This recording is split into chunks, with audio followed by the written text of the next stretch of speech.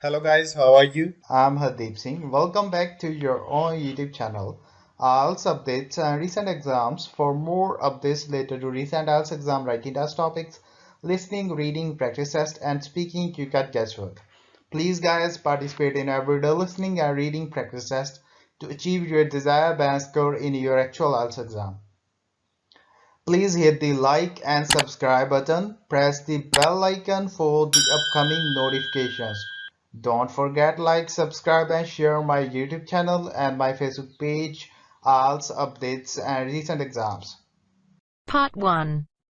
Listen to Jane and her friend Sally discussing Jane's preparations to go on a tour abroad. Look at the questions 1 to 5.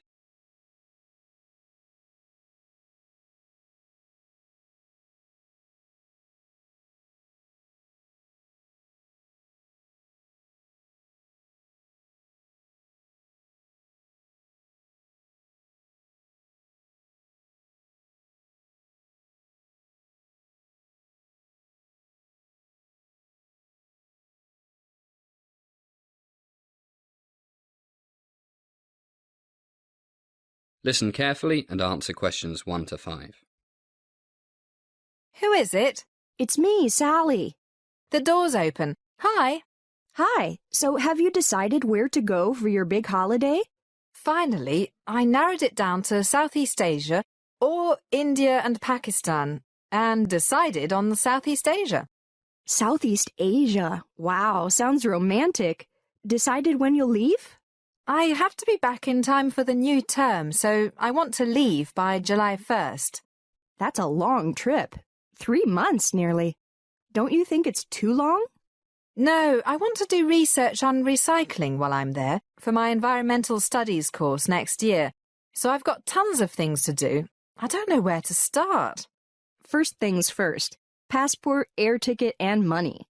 How much money are you taking? I hear it's not cheap like it used to be. The passport's okay for another 2 years. I'll go to the travel agent tomorrow, and I reckon £3,000 should be plenty. I'm glad I kept doing that horrible waitress job this past 3 years. 1,000 a month. Sounds plenty. Including airfare? No, Dad's got a frequent flyer award, so I should be able to get to Singapore and back for nothing. Yeah, but you have to be careful. Normally, those free ticket things mean you can only fly when there are empty seats. Don't want you to get stuck there until all the rich Asian students have flown back here after seeing their families. Look at questions 6 to 10.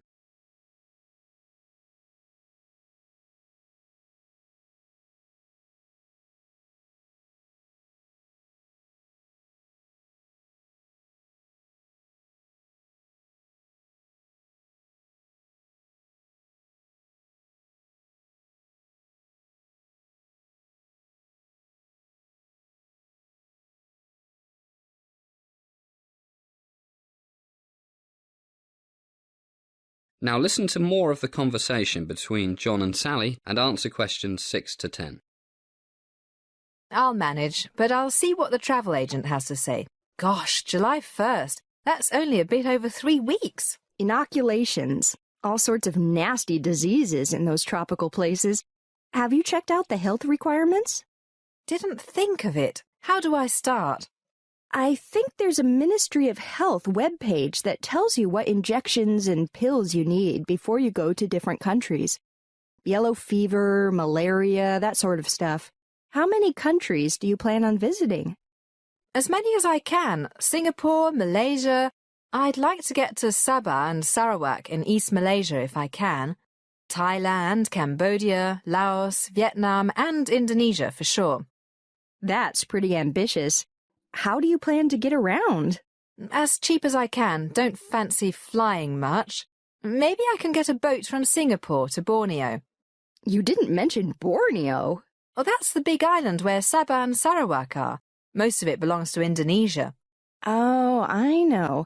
And Brunei, right? That little place with tons of oil. Right. Have you still got your camera? Yeah, and Dave has promised me a digital video camera for my birthday. But your birthday isn't until late July. An early birthday present. That's what brothers are for. That is the end of part 1. You now have half a minute to check your answers.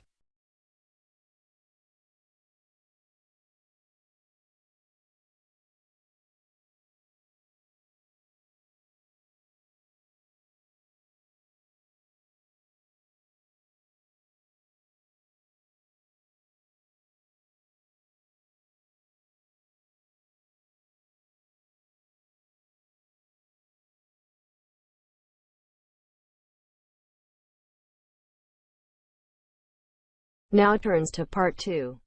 You are going to hear a talk given to Chinese students on going to study in England. First, look at questions 11 to 16.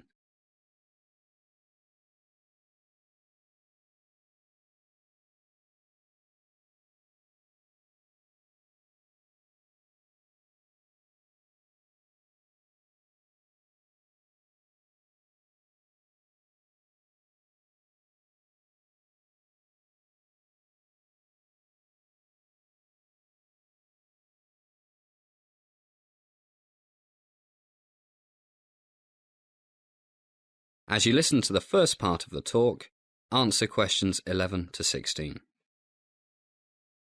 Good morning, everybody. I'm Richard Smethers from International Students Consulting. And welcome to today's talk on what you need to know and think about prior to going to study in the UK. Probably the biggest question is that of housing. It can be very expensive, especially in London. And the halls of residence in most universities are certainly not cheap. That's what you pay for convenience. Probably the best thing for most of you, I believe it's the first time any of you have studied in the UK, is to try to find a vacancy in a coop house with other students. If you are keen to make maximum progress with your English, I would suggest that you try to find accommodation with at least one native speaker. So many foreign students end up living only with people from their own country, and I've actually known cases where their English is worse after 3 years than when they arrived. One advantage of living with British students is that they'll probably have experience of dealing with landlords, looking after the bills, and other things that might be done quite differently in your home country. So how to find shared housing, any housing? Arrive early. It's best to try and be in the town or city where you'll be studying at least a week before the start of term. If you leave it too late, you'll be competing with thousands of other students all looking for a place to live. And one of your first stops should be the housing office. They have a database of all types of off-campus accommodation, and the early bird catches the worm, as they say. You'll probably meet other students in the same boat you are. And chat with people. If you meet any that seem to be the type of people you could get along with, then you might well sort out your accommodation quite quickly with them. Now look at questions 17 to 20.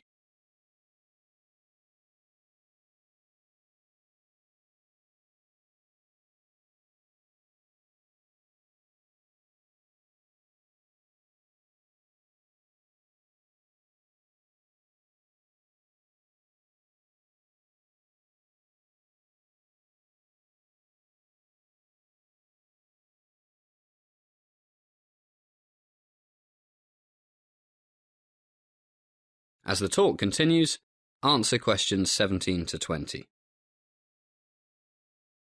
Now, I know that a few of you will be going with your sponsors. Sharing a house or a flat with other students is probably not what most of you would prefer. If you are trying to save money, a studio flat, which has a bedroom and living room combined and a place to cook, is usually cheaper than a flat with a separate bedroom and a kitchen. But remember, you will probably need somewhere to study at home. Once you have found a place to live, there are a few things you should check out very carefully with the landlord or the estate agent. Quite a few estate agents look after the renting out of housing for one or several landlords.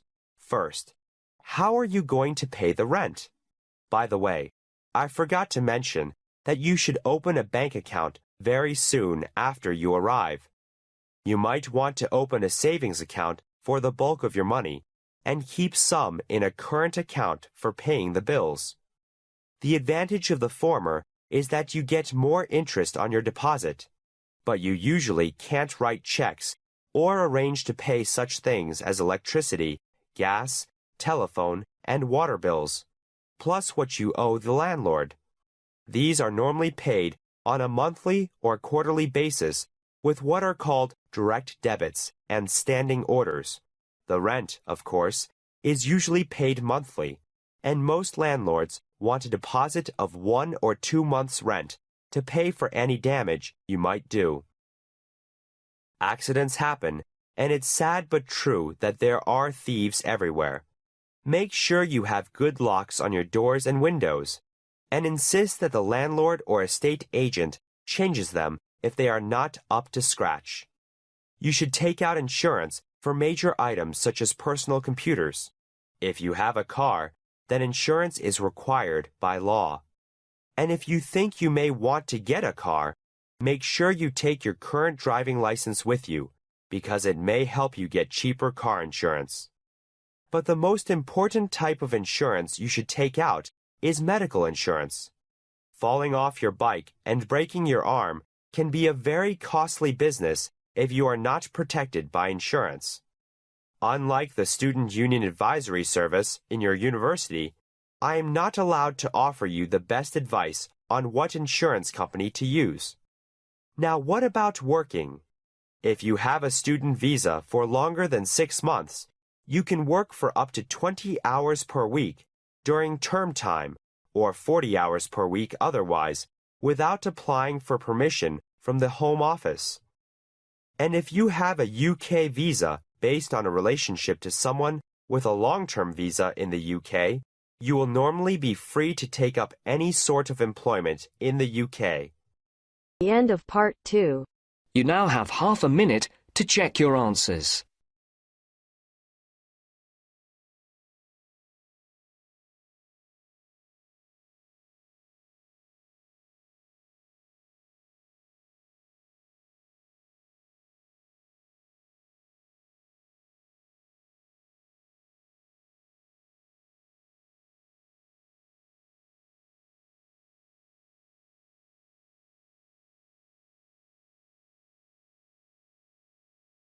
Now turns to part 3. You will hear Tim and Jenny, 2 students, talking about their geography assessment. First, you'll have some time to look at questions 21 to 25.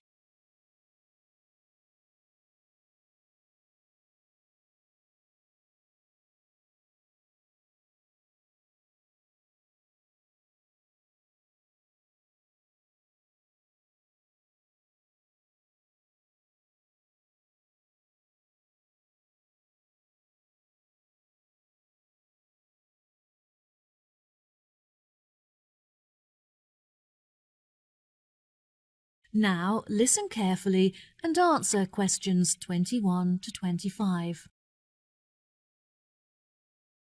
Hi, Jenny. Hi, Tim. How are you doing? I'm okay, but I'm really stressed out about our geography assessment next week. Have you done any work on it yet? I've looked at it a little bit, but it would be helpful to discuss it with someone else. Do you want to chat about it with me? That would be great. Do you know what the rules are for the test? For our assessment last term, we were all required to collect raw data in order to achieve a pass. However, this term the tutor has said that it won't be necessary for us to do this. I read through the notes and they said that we are all going to be given a set of instructions that we can choose to follow if we wish, but it's not mandatory and we can complete the exam as we wish.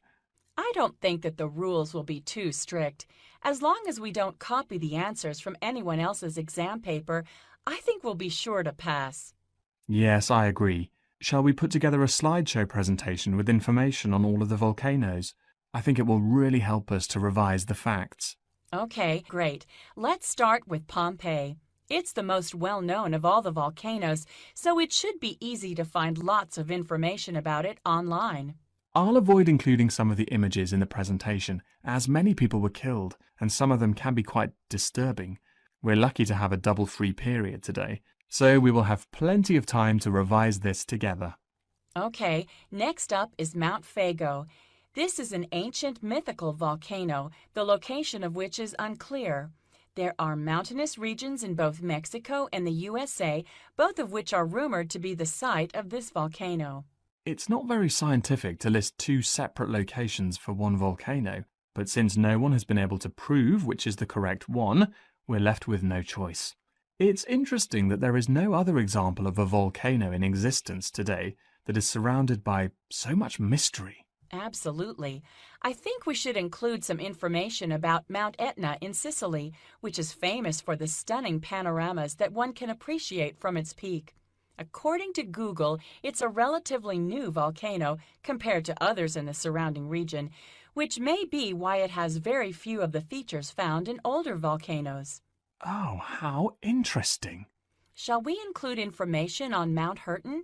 I don't think that any of the other students have carried out much research into it, even though it has a lot of unique features. I think we should leave it out. Since it's a man-made volcano, it's not that relevant to our syllabus, and probably won't be included in any of the exam questions. Before you hear the rest of the conversation, you have some time to look at questions 26 to 30.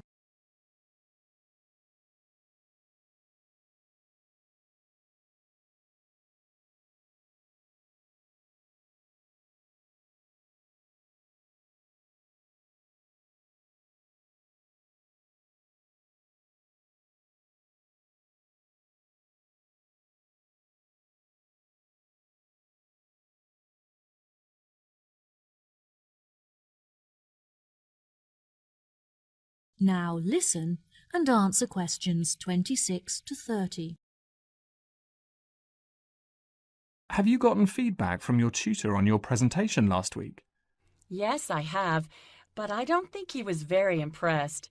He was satisfied by the amount of research that I had prepared before I started, but he criticized the fact that I was mostly summarizing the facts instead of giving my own opinion.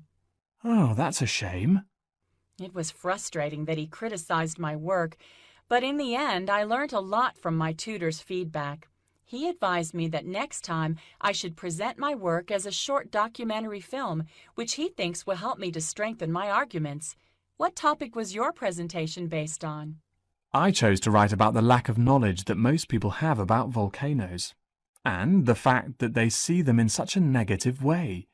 During documentaries and lectures, the scientific experts often neglect to mention the many positive features that volcanoes possess.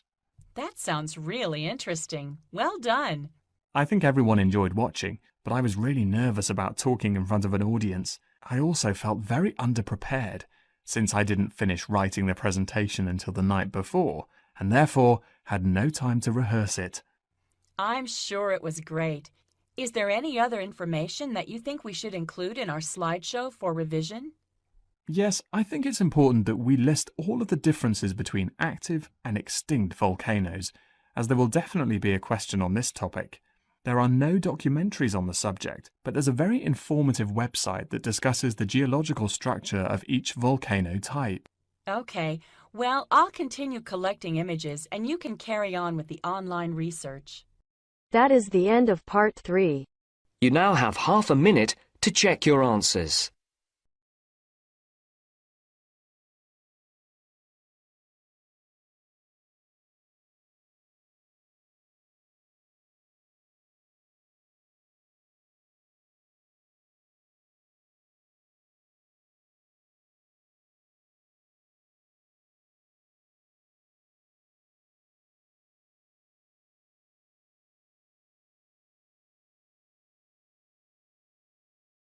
Now turns to part 4. You will hear a part of a lecture in a series of lectures about chain stores in the UK. First, you have some time to look at questions 31 to 40.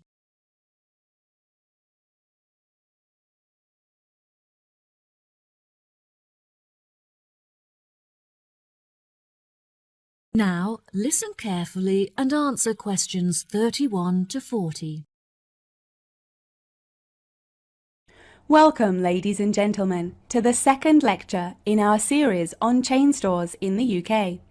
Today, I will be focusing on a very successful global petrol company called Telstra, paying particular attention to their expansion and future development. There will be time for questions at the end, so please refrain from interrupting during the talk.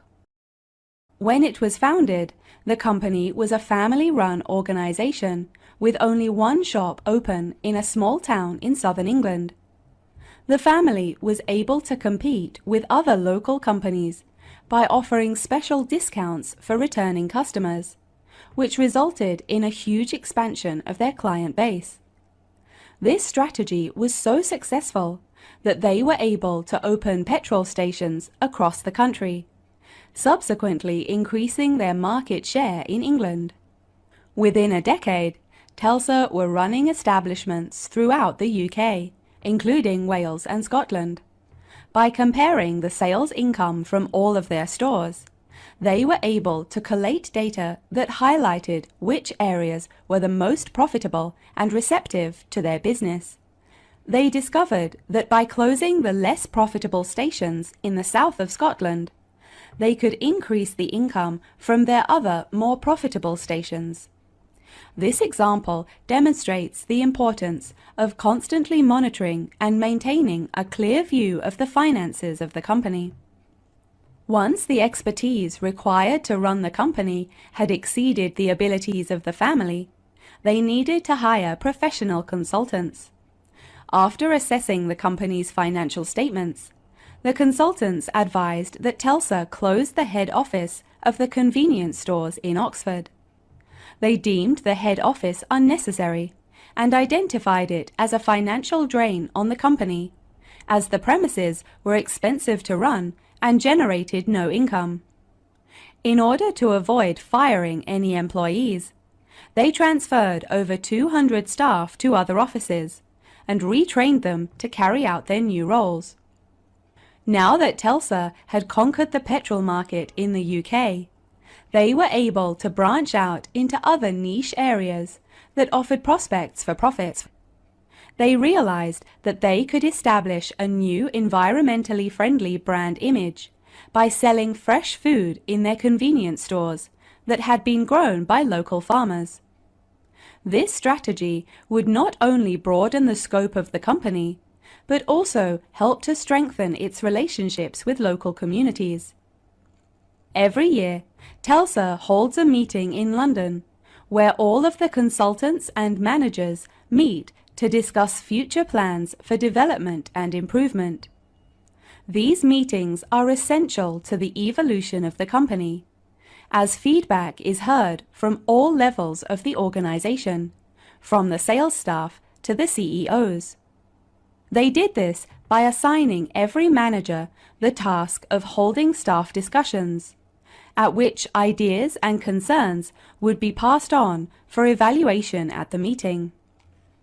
Telstra decided to accommodate the individuality of each of their stores instead of forcing them to conform to one overriding company identity. They realized that by increasing the flexibility of the profit-making strategies of each of the retail stores, they subsequently became more commercially successful.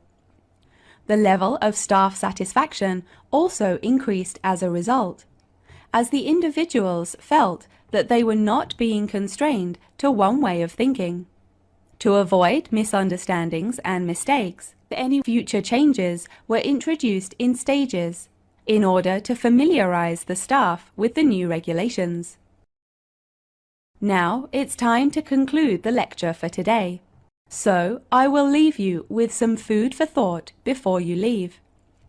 In order to run a successful business, one cannot underestimate the importance of maintaining an open mind when deciding on strategies for expansion.